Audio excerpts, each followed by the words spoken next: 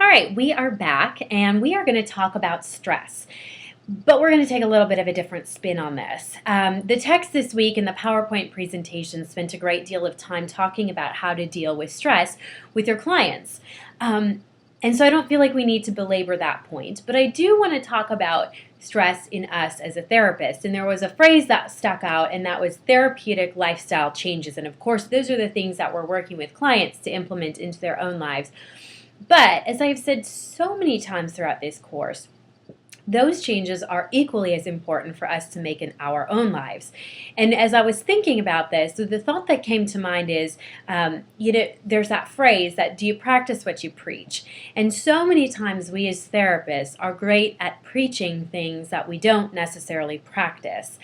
And that's okay sometimes. We obviously we can't all go through the same things that our clients are going through, and there's going to be certain things that resonate more or less for us or with our clients than they do with other people or with us. So there's a level of making this unique, and you don't always have to experience absolutely everything. But one of the things that I found to be very important, especially in self-care and stress management and all of those sorts of things, is that we have a plan for ourselves, that we can speak to it on a personal level. This is where self-disclosure could be very important in the counseling process. As we're teaching these skills to our clients, we're able to draw in our own experiences of how this has worked for us, or times where we should have engaged in stress management practices and we really didn't. So this sometimes feels like a really safe way to be able to use self-disclosure, because it is in some ways very task-oriented. So as we know, some amount of stress is okay, or some amount of anxiety, and those two kind of go hand in hand. Stress and anxiety in good doses can really be things that are motivators or help us change and take a different direction that we might quite possibly need to be taking.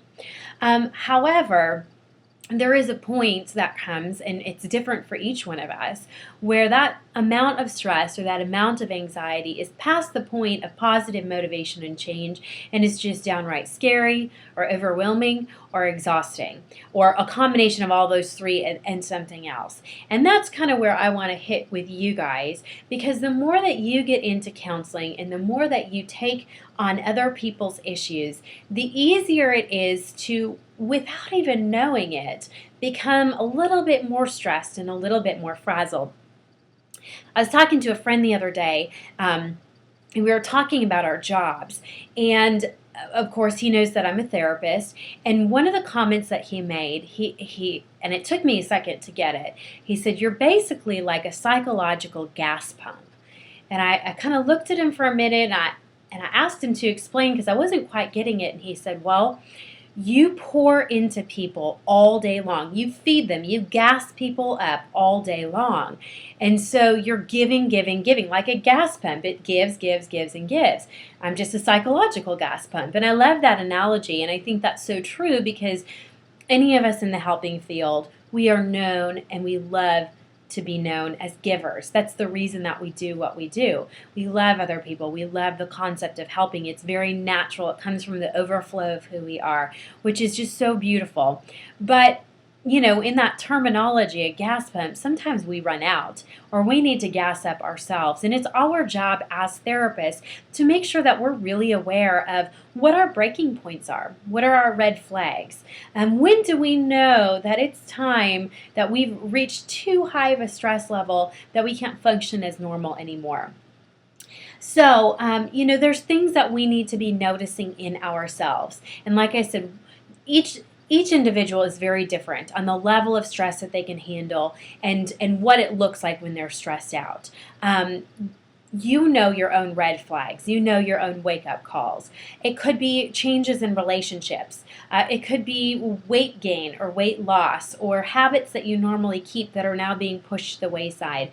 Extra time spending doing things that you don't necessarily need to do. I know sometimes when I get really stressed out, I find myself watching a lot of TV that I don't necessarily need to watch, or I don't really have an interest in watching. So it's kind of a wake-up call for me. Know what your wake-up calls or what your red flags are. Like I said, each of them is different, but we all have them. And it's very important to be aware of what those are for you. It's also very important to be aware of how you de-stress. Okay? Each of us are very different. Our clients are very different.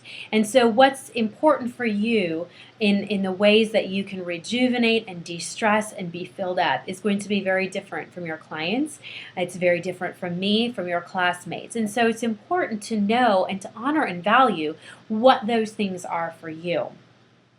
You also need to know and be aware of how often you need to de-stress. And I say this more as a proactive thing. Oftentimes it's easy to become so stressed out and then do reactionary work, where we've got to pick up the pieces and kind of figure out what's all going on. And so I might invite you to this place of being more proactive rather than reactive. And so that's knowing how often is it that I need to find myself some time or some space to engage in those activities that are energy building rather than energy sucking. So we're getting gas pumped into us rather than pumping gas out. So on a level of personal disclosure, I see clients Monday through Thursday of every single week. I never see clients on Friday. There have been two rare occasions where I've taken off a Monday or something like that and then seen a client on a Friday to make up for that. But as a general rule, I do not practice on Fridays. And the reason I do that is to keep myself from getting stressed out. I know that my tendency is to take on more clients and to take on more work that would be nice maybe for the bank account, would not be nice necessarily to the mental bank account. And so what I've done to that end is I sublease my office every Friday. So basically it forces me to never schedule a client because I have somebody in my office who is seeing their own clients. And so I've done that because I know that on that weekly basis, after I've spent 4 long days, several hours each day counseling people, I know that I need a day to myself. And it could include various different things. It could include meetings with other therapist professionals who are friends of mine. It could include my own therapy sessions. It could include working out or doing errands or catching up on things or going out with friends for coffee or lunch or whatever that is. That day is mine. And it's there to de-stress. And I do have a routine that I go through every single Friday that is kind of my de-stressing routine. And then I'm able to add whatever I feel like I want to or need to into that the rest of that day. But I know that I need that on a weekly basis. And when I don't have that, I can tell. And so that's just something that I've kind of had to learn in order to take care of myself. And each of y'all will learn what that is. Sometimes it's a daily practice, sometimes it's weekly, monthly, whatever that is. Honor whatever that process is for you and make sure that it takes equal priority in your life, just like other jobs or clients or friends, that you would block out time in your schedule for you, because ultimately that's going to make you a better therapist. It's going to make you a better spouse. It's going to make you a better friend. It's going to make you a better sibling or son or daughter or mother or father. It's going to make you a better employee when you take that time for yourself to de-stress and rejuvenate. So that's a little bit on stress. And there was one key thing that they talked about in the PowerPoint this week. He talked about, exercise, sleep, nutrition, social relations, cognitive learning, and mindfulness. Those are all important areas to be looking at in regards to stress and making sure that we're in check with those. One quick note on stress that I found to be really interesting is you'll know that I've been sick in the recent past here, and one of the first indicators that I was sick was that I had a fever. And I am not one to go into the doctor. I don't scare easily when it comes to health concerns. I typically like to power through, and that's not always a good thing. But on one particular evening, I had a fever. I knew I didn't need to go to the doctor. It wasn't that severe. It was almost that severe, but I knew it wasn't quite at that point.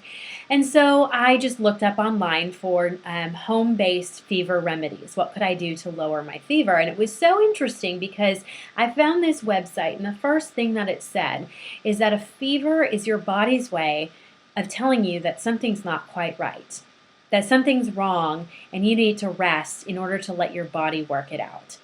And I loved that, and I was so humbled by that. Because so often I find myself being stressed out, and my body is trying to get my attention, whether it's from being extra exhausted or getting sick or whatever that is. And my body tries to tell me, hey, it's time to slow down. You're too stressed out. You've got too much going on. And I love to ignore it. And so I loved that analogy that our body knows. Our body knows when we're stressed out. And so would you listen to the cues that your body gives you? Would you be mindful of what your body needs? Knowing that if you care for it, it will care for you. And I know that might sound a little mystical, but I'm a firm believer that we are whole individuals, body, mind, and spirit. We are connected. And if stress isn't getting our attention, our body will find a way to get that attention for us. And so just that, I want to kind of end that talk on stress on that note of just going, being mindful, be aware of what's going on, even within your body, in correlation to your stress level, and take care of yourselves.